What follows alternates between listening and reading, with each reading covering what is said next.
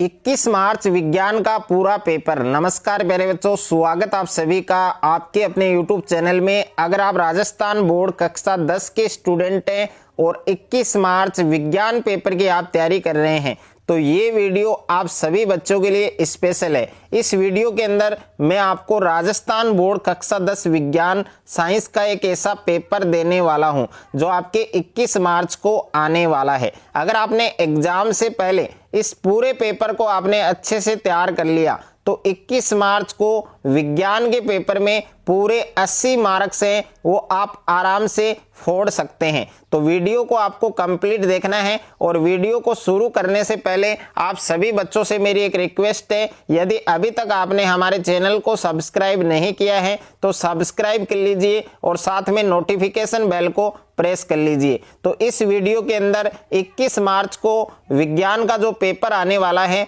वो पूरा पेपर इस वीडियो के अंदर आपको मिलने वाला है। तो वीडियो को आपको एंड तक देखना है। तो सबसे पहले आप पेपर में देख सकते हैं, सबसे पहले पेपर में आपको सीरियल नंबर दे रखा है और यहाँ पर आपको नामांक है जो रोल नंबर है उसका बॉक्स दिया गया है।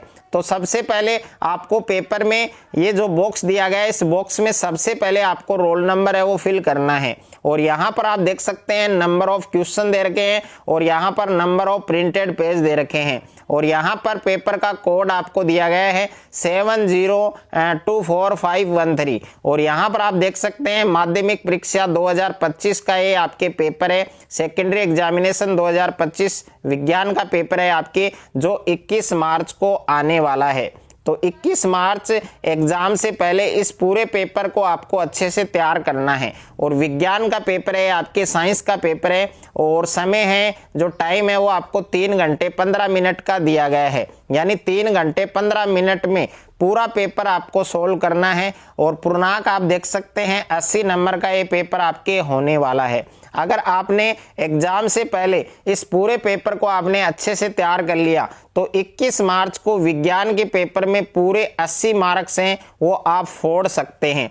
तो सबसे पहले पेपर में आपको परीक्षार्थी हैं उनके लिए सामान्य निर्देश हैं वो दिए गए हैं। तो यहाँ पर पहला निर्देश है कि परीक्षार्थी सर्वप्रथम अपने प्रश्न पत्र पर नामांक है रोल नंबर है वो अनिवार्यतः लिखें और दूसरा निर्देश है कि सभी प्रश्न हल करने अनिवार्य हैं और तीसरा निर्देश है कि प्रत्येक प्रश्न का उत्तर दी गई उत्तर पुस्तिका में लिखें और 4 नंबर निर्देश है कि जिन प्रश्नों के आंतरिक खंड हैं उन सभी के उत्तर एक साथ लिखें और 5 नंबर निर्देश है कि प्रश्न पत्र के हिंदी और अंग्रेजी रूपांतर में किसी प्रकार की त्रुटि अंतर या विरोधाभास होने पर हिंदी भाषा के प्रश्न को ही सही माना जावे। और उसके बाद में 6 नंबर निर्देश दे रखा है कि प्रश्न क्रमांक 21 से 23 में आंतरिक विकल्प आपको दिया गया है तो उसी के अनुसार आपको पेपर को हल करना है। तो पूरा पेपर इस वीडियो के अंदर आपको मिलेगा, तो वीडियो को आपको कंप्लीट देखना है। तो सबसे पहले पेपर में आप देख सकते हैं, पेपर में सबसे पहले आपको खंड ए दिया गया है, सेक्शन ए आपको दिया गया है और सेक्शन ए में आपके बहुविकल्पी प्रश्न दिए गए हैं, मल्टीपल चॉइस क्वेश्चन दिए गए हैं। तो इसमें क्वेश्चन नंबर फर्स्ट आपको दिया गया है कि निम्न प्रश्नों के उत्तर का सही विकल्प चयन कर उत्तर पुस्तिका में लिखिए, यानी मल्टीपल चॉइस क्वेश्चंस आपको दिए गए हैं। और यहाँ पर क्वेश्चन नंबर फर्स्ट आप देख सकते हैं कि Fe+H2O तीर का निशान Fe3O4+H2 उपरोक्त अभिक्रिया की संतुलित समीकरण में H2 है उसका गुणांक है जो कोफिशिएंट है वो आपको लिखना है। तो इसमें 4 ऑप्शन आपको दिए गए हैं। ए ऑप्शन में दे रखा है 1, बी ऑप्शन में दे रखा है 2 और सी ऑप्शन में दे रखा है 3 और द ऑप्शन में दे रखा है 4। जब आप इस रासायनिक समीकरण को संतुलित करेंगे, इसको बैलेंस करेंगे तो इसमें H2 का जो कोफिशिएंट है, H2 का जो गुणांक है वो कितना प्राप्त होगा, 4 प्राप्त होगा। तो इसमें ऑप्शन नंबर द यानी ऑप्शन डी आपका करेक्ट होगा। उसके बाद में नेक्स्ट है आपकी प्रश्न संख्या 2 आपको दे रखा है कि इमली में उपस्थित अम्ल है। तो इमली में कौन सा अम्ल उपस्थित होता है, तो ए ऑप्शन में दे रखा है ऑक्सैलिक अम्ल और बी ऑप्शन में दे रखा है टार्टरिक अम्ल और सी ऑप्शन में दे रखा है लैक्टिक अम्ल और द ऑप्शन में दे रखा है मेथेनोइक अम्ल। तो इमली है उसमें कौन सा अम्ल उपस्थित होता है, टार्टरिक अम्ल उपस्थित होता है। तो इसमें ऑप्शन नंबर बे आपका करेक्ट होगा। उसके बाद में क्वेश्चन नंबर 3 आपको दे रखा है कि सबसे अधिक तन्य धातु है। तो सबसे अधिक तन्य धातु कौन सी है? तो ए ऑप्शन में दे रखा है मरकरी, बे ऑप्शन में दे रखा है लेड, और स ऑप्शन में दे रखा है सोना, और द ऑप्शन में दे रखा है सोडियम। तो सबसे अधिक तन्य धातु कौन सी है? सोना है। तो इसमें स ऑप्शन आपका सही बनेगा। उसके बाद में प्रश्न संख्या 4 आपको दे रखा है कि कार्बोक्सिलिक अम्ल यानी COOH, इसमें उपस्थित जो प्रकार्यात्मक समूह है वो कौन सा है? तो ए ऑप्शन में दे रखा है सिंगल बॉन्ड OH, और बे ऑप्शन में दे रखा है यहाँ पर देख सकते हैं, और स ऑप्शन में, और ये आपके द ऑप्शन में। तो इसमें कौन सा ऑप्शन सही होगा? इसका करेक्ट आंसर आप सभी बच्चों को कमेंट बॉक्स में बताना है। क्वेश्चन नंबर 5 आपको दिया गया है कि मानव में फुफ्फुस एक तंत्र का भाग है जो संबंधित है। तो किससे संबंधित है? ए ऑप्शन में दे रखा है पोषण, और बे ऑप्शन में दे रखा है उत्सर्जन, और स ऑप्शन में दे रखा है श्वसन, और द ऑप्शन में दे रखा है परिसंचरण। तो इसमें भी 4 विकल्प आपको दिए गए हैं। कौन सा विकल्प करेक्ट होगा वो आपको कमेंट बॉक्स में बताना है। उसके बाद में नेक्स्ट है आपके प्रश्न संख्या 6 है कि पाइरूवेट का विखंडन कौन से कोशिकांग में होता है? तो पाइरूवेट है उसका विखंडन कौन से कोशिकांग में होता है? ए ऑप्शन में दे रखा है कोशिका द्रव्य, बे ऑप्शन है माइटोकॉन्ड्रिया, स ऑप्शन है हरित लवक, और द ऑप्शन है केंद्रक। तो इस क्वेश्चन का सही उत्तर आपके ऑप्शन नंबर बे होगा, यानी पाइरूवेट है उसका विखंडन कौन से कोशिकांग में होता है? माइटोकॉन्ड्रिया में। उसके बाद में नेक्स्ट है आपके क्वेश्चन नंबर 7 आपको दिया गया है कि कौन सी अंतःस्रावी ग्रंथि शरीर की वृद्धि के लिए उपापचय का नियमन करती है? तो ए ऑप्शन में दे रखा है पीयूष ग्रंथि, बे ऑप्शन में दे रखा है थायराइड ग्रंथि, स ऑप्शन में दे रखा है एड्रिनल ग्रंथि, और द ऑप्शन में दे रखा है अग्नाशय ग्रंथि। तो इस क्वेश्चन का भी सही उत्तर आपको कमेंट बॉक्स में बताना है। उसके बाद में प्रश्न संख्या 8 आपको दिया गया है कि मुकुलन द्वारा अलैंगिक जनन किसमें होता है? तो मुकुलन के द्वारा जो अलैंगिक जनन है, जो एसेक्सुअल रिप्रोडक्शन है, वो किसमें होता है? तो ए ऑप्शन में है अमीबा, बे ऑप्शन में है हाइड्रा, स ऑप्शन में है प्लेज्मोडियम, और द ऑप्शन में है लेशमानिया। तो इसमें भी 4 ऑप्शन आपको दिए गए हैं। कौन सा ऑप्शन सही होगा, करेक्ट होगा, वो आपको बताना है। क्वेश्चन नंबर 9 दे रखा है आपके निम्नलिखित में से प्रभावी लक्षणों का सही विकल्प है, यानी प्रभावी लक्षण है उनका सही विकल्प कौन सा है? तो ए ऑप्शन में है लंबे तथा झुर्रीदार बीज, और बे ऑप्शन में दे रखा है बोने तथा गोल बीज, और स ऑप्शन में दे रखा है लंबे तथा गोल बीज, और द ऑप्शन में दे रखा है बोने तथा झुर्रीदार बीज। उसके बाद में अगला प्रश्न दे रखा है आपके क्वेश्चन नंबर 10 आपको दिया गया है कि एक व्यक्ति समतल दर्पण से 5 मीटर दूर खड़ा है। व्यक्ति तथा उसके प्रतिबिंब के बीच दूरी है वो मीटर में क्या होगी? तो ए ऑप्शन में दे रखा है 2.5, और बे ऑप्शन में दे रखा है 10, और स ऑप्शन में दे रखा है 15, और द ऑप्शन में दे रखा है 20। तो इस क्वेश्चन का सही उत्तर क्या होगा वो आपको कमेंट बॉक्स में बताना है।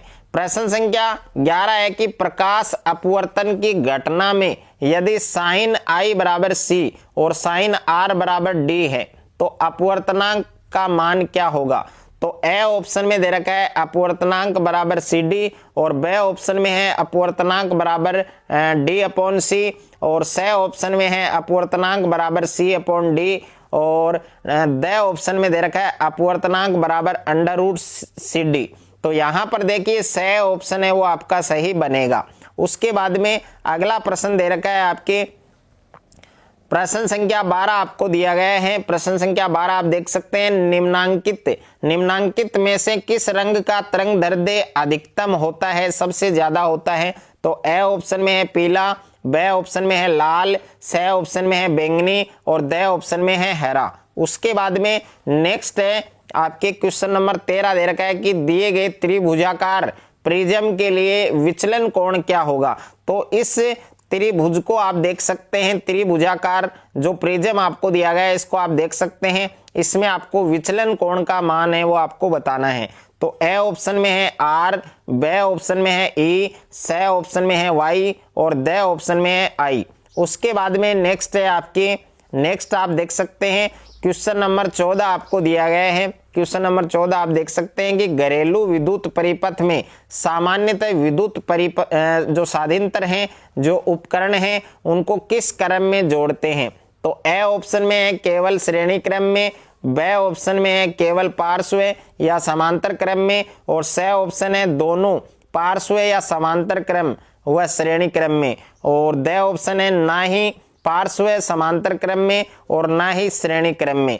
तो 4 ऑप्शन दिए गए हैं, कौन सा ऑप्शन करेक्ट होगा, सही होगा, वो आपको लिखना है। उसके बाद में क्वेश्चन नंबर 15 है कि फ्लेमिंग के वाम हस्त यानी बायां हाथ नियम के लिए क्या सही है।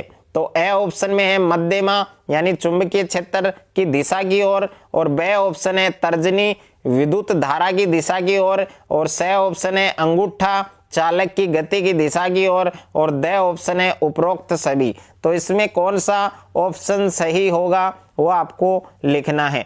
उसके बाद में नेक्स्ट है प्रश्न संख्या 2 आपको दिया गया है। क्वेश्चन नंबर 2 दिया गया है रिक्त स्थानों की पूर्ति कीजिए।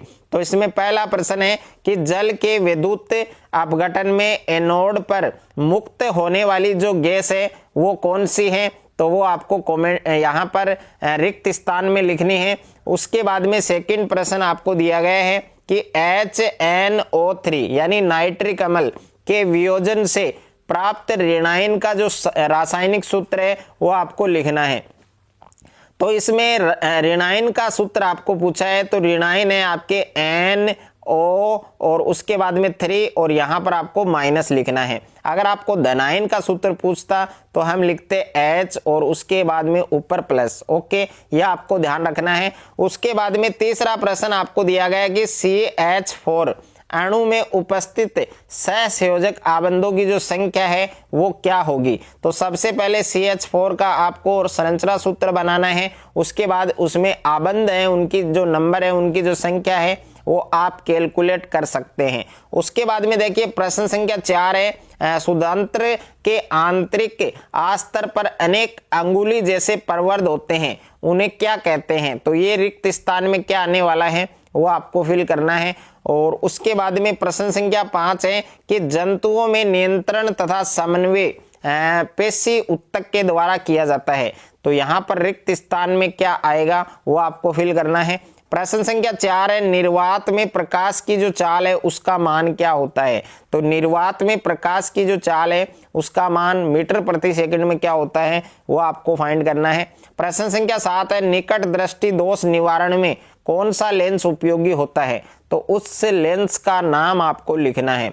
उसके बाद में प्रश्न संख्या 3 आपको दिया गया है कि अति लघुतरात्मक प्रश्न है, यानी प्रश्नों का उत्तर एक शब्द में या एक पंक्ति में आपको लिखना है, यानी वेरी शॉर्ट आंसर क्वेश्चंस आपको दिए गए हैं। तो इसमें पहला प्रश्न है कि कांसा है उसमें तांबा के साथ मिश्रित दूसरी जो धातु है उसका नाम लिखना है, यानी जो कांसा है उसमें तांबा के साथ जो दूसरी मिश्र धातु है उसका नाम आपको बताना है।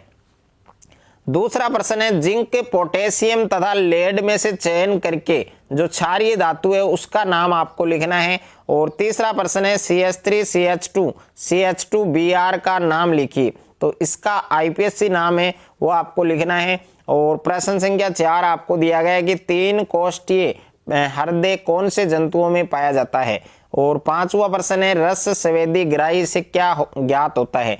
तो रस संवेदी ग्राही है उससे क्या ज्ञात होता है वो आपको बताना है। प्रश्न संख्या 6 आपके कि 2 वायरस जनित संक्रामक रोगों के नाम लिखिए। तो 2 वायरस जनित जो संक्रामक रोग हैं उनके नाम आपको लिखने हैं। प्रश्न संख्या 7 है कि मेंडल के लक्षणों की वंशागति के प्रयोग में F1 पीढ़ी में प्राप्त पौधों में लंबे पौधों का अनुपात प्रतिशत था। तो उनका अनुपात प्रतिशत आपको बताना है। और उसके बाद में प्रश्न संख्या 8 है कि अवतल दर्पण के कोई 2 उपयोग लिखिए। तो अवतल दर्पण है उसके कोई 2 उपयोग आपको बताने हैं। प्रश्न संख्या 9 है कि प्रकाश के विक्षेपण को परिभाषित कीजिए। तो प्रकाश का जो वर्ण विक्षेपण है उसकी परिभाषा आपको लिखनी है।